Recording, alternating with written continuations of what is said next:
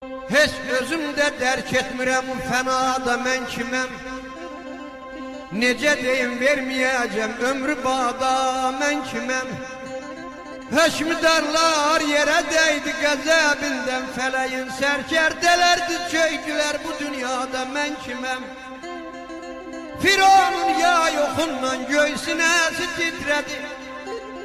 Bir Allah'ın nişan aldı, oxun səsi titrədi. İskəndərin buynuzunda yer kürrəsi titrədi. Axır onlar külə döndü, olub bağda mən kiməm, mən ey.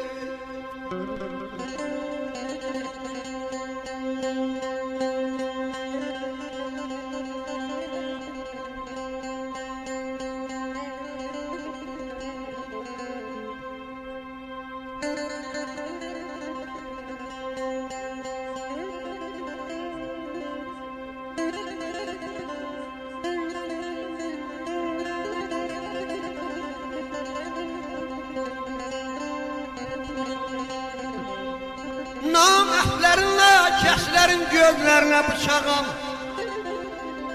Nanəcibdən, beymürvətdən, beyli qardan qaçağam.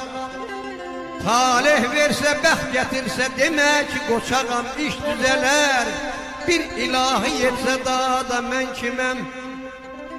Yaranmışam var eyləyən ahunu dardan xilas. İsmail'i kəsilməkdən, Xəlilin ardan xilas. Kərəmindən zərrə qədər eylər məni dardan xilas. Bəhmənəm, bel bağlamışam, ol ustada mən